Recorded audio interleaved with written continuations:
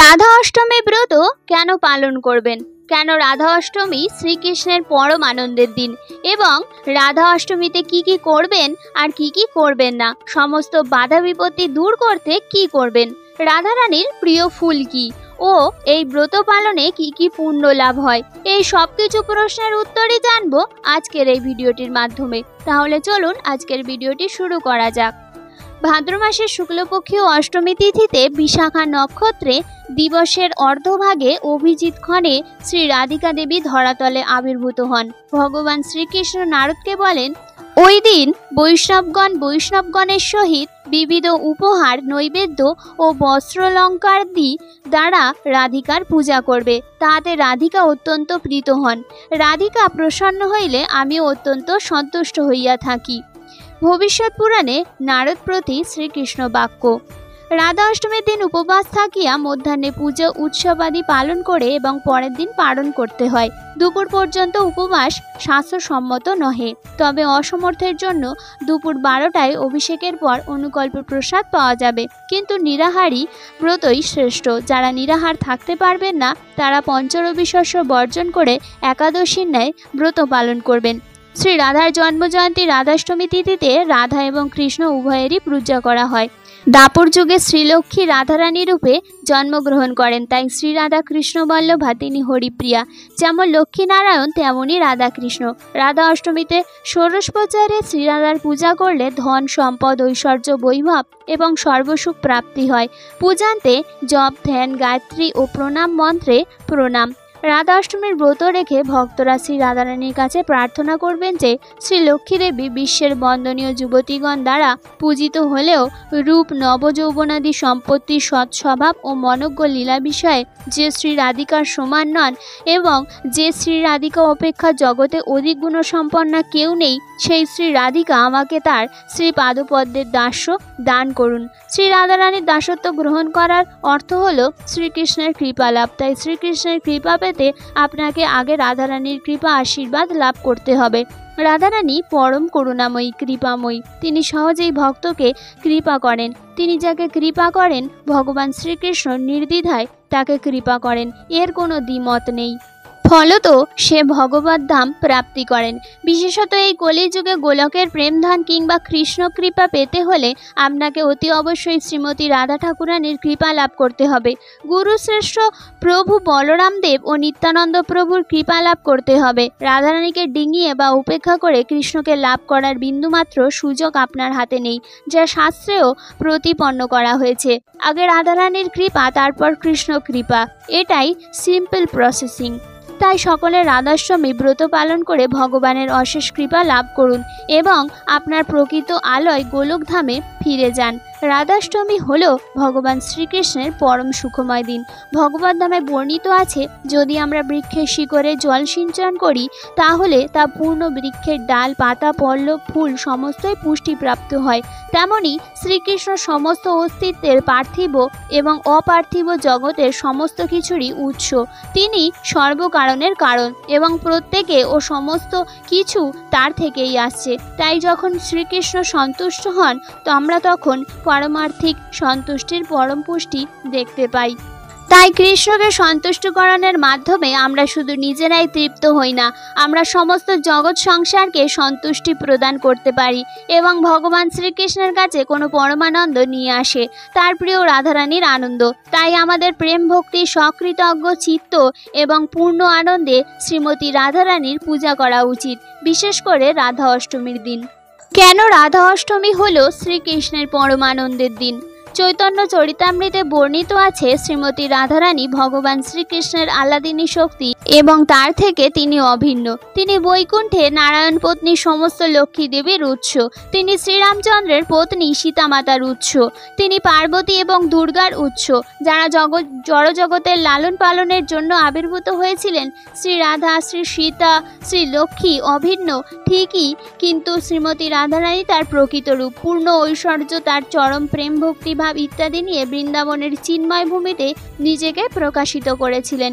শ্রী রাধা এবং শ্রীকৃষ্ণ বৃন্দাবনে তাদের চিন্ময় মধুর লীলা প্রদর্শন করেছিলেন। কৃষ্ণ সর্বজ্ঞ, তিনি অতীত, বর্তমান এবং ভবিষ্যৎ জানেন, কিন্তু এই অনন্ত কোটি বিশ্বব্রহ্মাণ্ডে তার সমস্ত সৃষ্টির মধ্যে তার একটি বস্তু অজানা আছে, আর তা হলো ভগবান শ্রীকৃষ্ণের প্রতি শ্রীমতী রাধারানীর শুদ্ধ, নির্মল এবং প্রগাঢ় প্রেম ভক্তি। আমার কি এমন বিশেষ গুণ রয়েছে যা তাকে পরম সুখ প্রদান করে?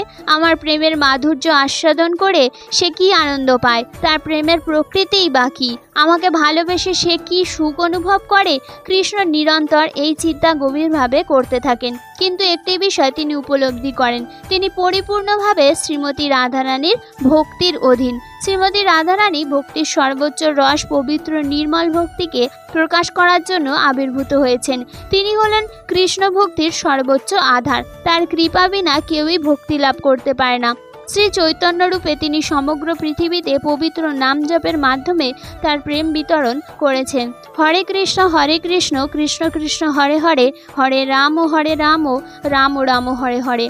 হরিনাম সংকীর্তন আন্দোলনের মাধ্যমে শ্রীমতী রাধারানী শ্রীকৃষ্ণের সঙ্গে তার লীলাবিলাসকে ঐকান্তিকভাবে অনুভব করার আমন্ত্রণ জানাতে স্বয়ং এই পৃথিবীতে এসেছেন।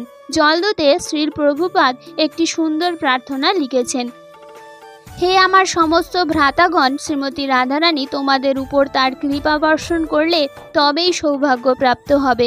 কৃষ্ণ হলেন পরমেশ্বর ভগবান, কিন্তু শ্রী রাধিকার প্রেম হলো সর্বোচ্চ, কারণ এটি পরমেশ্বর ভগবান শ্রীকৃষ্ণকেও পরাজিত করেছেন। সেজন্যই রাধা অষ্টমী হল শ্রীকৃষ্ণের পরম আনন্দের দিন। রাধা অষ্টমীতে কি কি কাজ করবেন? সূর্যদেবকে জল নিবেদন করে উপবাসের সংকল্প নিন। মন্দির পরিষ্কার করুন, সারা ঘরে গঙ্গার জল ছিটিয়ে দিন। রাধারানীর মূর্তি বা ছবি স্থাপন করতে একটি কাঠের চৌকির উপর একটি লাল বা হলুদ রঙের কাপড় বিছিয়ে দিন। পঞ্চামৃত দিয়ে প্রতিমাকে স্নান করান, এরপর শৃঙ্গার করুন। রাধা অষ্টমীর দিন রাধারানী এবং ভগবান শ্রীকৃষ্ণের যৌথ পূজা করুন। তাদের ক্ষীর নিবেদন করুন, এতে করে ইচ্ছা পূরণ হয়, ভালোবাসা অর্জিত হয়। রাধা অষ্টমীর দিন রাধারানীকে গোলাপি বস্ত্র অর্পণ করুন। রাধা বল্লভায় নম মন্ত্রটি 11 বার জপ করুন। এটি করলে কর্মজীবন এবং ব্যবসায় লাভ হয়, সাফল্যের প্রবল সম্ভাবনা তৈরি হয়। রাধারানীকে ফল, মিষ্টি, মালপোয়া, ক্ষীর এবং রাবড়ি নিবেদন করুন। রাধারানী রাবড়ি খুব পছন্দ করেন। একটি ঘিয়ের প্রদীপ জ্বালান, ধূপ এবং প্রদীপ দিয়ে আরতি করুন। পুজোর পরের দিন প্রসাদ খেয়ে উপোস ভাঙুন। এই দিন কি কি কাজ করবেন না? কারোর নিন্দা করবেন না, গৃহে ঝগড়া কলহ করবেন না, অসৎসঙ্গ করবেন না, রাধারানীর নিন্দা শুনবেন না, আমিষ আহার করবেন না, রাধারানীর নিন্দা করবেন না, মুখে কটু কথা বলবেন না, বৈষ্ণব নিন্দা করবেন না, গুরুজন স্থানীয় ব্যক্তিদের অসম্মান করবেন না, তামাক নেশা জাতীয় দ্রব্য গ্রহণ করবেন না। সমস্ত বাধা বিপত্তি দূর করতে রাধা অষ্টমীর দিন কি করবেন? আপনার যদি বিয়েতে বারবার বাধা আসে, তাহলে রাধা অষ্টমীতে রাধারানীকে গোলাপ ফুল নিবেদন করুন এবং রাধা কৃষ্ণ মন্ত্র জপ করুন। রাধা অষ্টমীতে রাধা কৃষ্ণের যুগল মূর্তির আরাধনা করুন। এর ফলে জীবনের সব অশান্তি থেকে মুক্তি লাভ করবেন আপনি। এর পাশাপাশি এদিন আপনি আর যে দেবতাকেই মানেন তাকে তার স্বামী বা স্ত্রীর সঙ্গে পূজা করুন। যেমন আপনি মহাদেবের ভক্ত হলে এই দিন শিব পার্বতীর পূজা করুন, বা আপনি যদি মা লক্ষ্মীর ভক্ত হন তাহলে লক্ষ্মীর ও নারায়ণের একসঙ্গে আরাধনা করুন, অথবা আপনি রাম ও সীতার পূজা করতে পারেন। রাধারানীর জন্মদিনে বিবাহিত মহিলাদের সাজগোজের উপকরণ উপহার দিন, তবে কোনো কুমারী মেয়েকে এই উপহার দেবেন না। রাধা অষ্টমীতে হলুদ রঙের পোশাক বেশি করে পরুন, এর ফলে রাধারানীর আশীর্বাদ থাকবে আপনার ওপর। এছাড়া হলুদ রঙের কোনো জিনিস এদিন নিজের সঙ্গে রাখলেও উপকার পাবেন। এই দিন ব্রাহ্ম মুহূর্তে শ্রী বিষ্ণু ও মা লক্ষ্মীর পূজা করুন, আপনার বিবাহিত জীবনে বাধা কেটে যাবে। রাধারানীর প্রিয় ফুল কি? রাধারানীর প্রিয় ফুল হলো জুঁই, লাল গোলাপ। রাধা অষ্টমী ব্রত পালন করলে কি কি পুণ্য লাভ হয়? কেউ যদি রাধা অষ্টমী ব্রত পালন করে তাহলে কোটি ব্রহ্মহত্যার পাপ বিনষ্ট হয়ে যায়। রাধা অষ্টমী ব্রত একবার পালন করলে সহস্র একাদশী পালনের 100 গুণ ফল লাভ হয়। পর্বত সমান স্বর্ণদান করলে যে ফল লাভ হয় তার 100 গুণ ফল লাভ হয় একবার রাধা অষ্টমী ব্রত পালন করলে। একবার রাধা অষ্টমী ব্রত পালন করলে সহস্র কন্যাদানের ফল এবং গঙ্গা আদি সর্বতীর্থের ফল লাভ হয়। যদি কোনো পাপী ব্যক্তি অশ্রদ্ধায় বা অবহেলায়ও রাধা অষ্টমী ব্রত পালন করে তাহলে তার কোটি কুলসহ বিষ্ণুলোকে নিত্যকাল বিরাজ করবে। একবার রাধা অষ্টমী ব্রত পালন করলে গোহত্যা ব্রহ্মহত্যা সহ সর্বপাপ বিনষ্ট হয়। যে নারী রাধা অষ্টমীর ব্রত পালন করে না সে কোটি কল্পে নরকবাস করে থাকে এবং কোনোভাবে পৃথিবীতে জন্ম নিলেও তাকে বিধবা হতে হয়। যদি কেউ রাধা অষ্টমী ব্রত মাহাত্ম্য শ্রবণ করতে পারে তবে সে নিত্যকাল বৈকুণ্ঠ ধাম বাস করার সৌভাগ্য লাভ অর্জন করতে পারবে।